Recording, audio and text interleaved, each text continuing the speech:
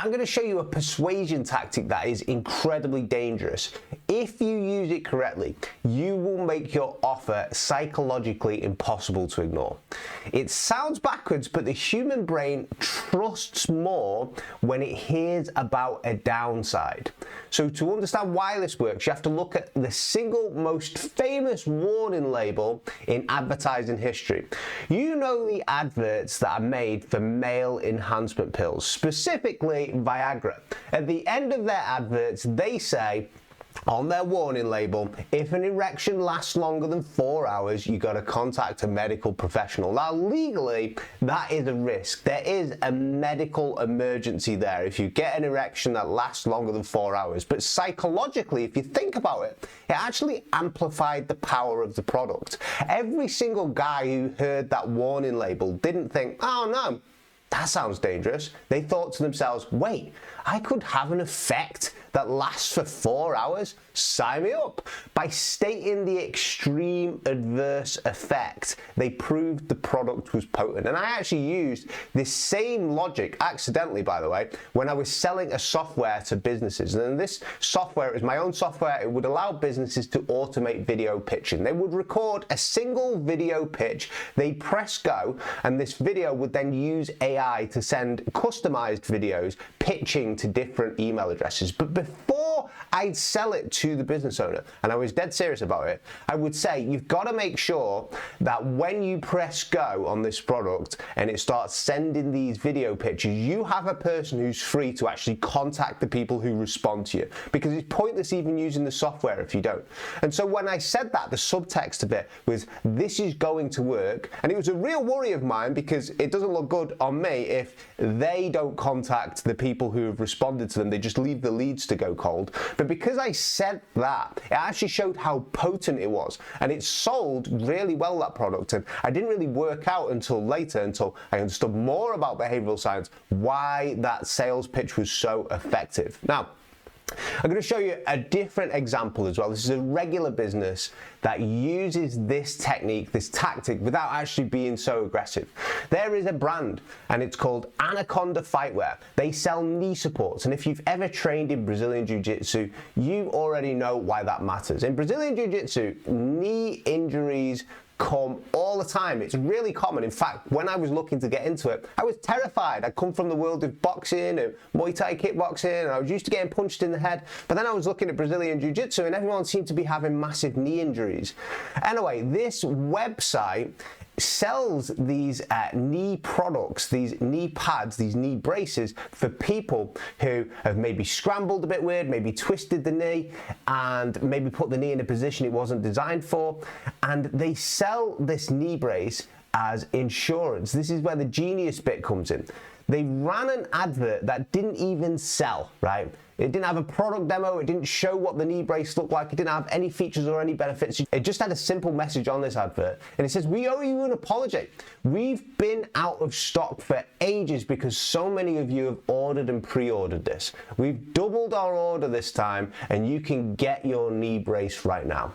You see what they did there? They used a negative. We've been out of stock. We have sold out. We're very sorry, to imply a positive. There is so much demand that you might miss it. And that is reverse warning psychology applied to e-commerce. And it worked on me. I literally thought, maybe I should grab one now just in case, even with no current injury. And that's how strong that is. That one apology ad actually hit multiple psychological levers in my own brain, the person who knows about persuasion and behavioral science. It worked on me. So if we look at the different levels to that, I had the social proof. So many people ordered. Translation, it's safe.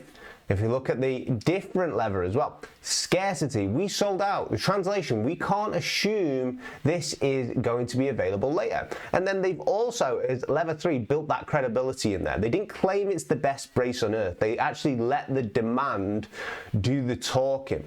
So here is the framework you can steal for yourself if you are trying to sell some sort of service, if you're trying to sell some sort of product, and you're trying to make it ultra persuasive. Number 1, you got to lead with the downside.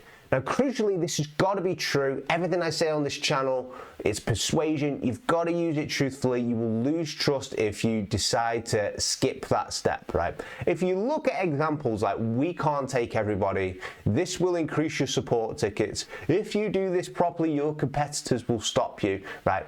It adds to that bit of demand which you are sub-communicating to people. Number two, you've got to tie it directly to the desired outcome, because results will create volume, because it improves your conversions, because it makes your offer stand out. Number three, you've got to give them a clear next step.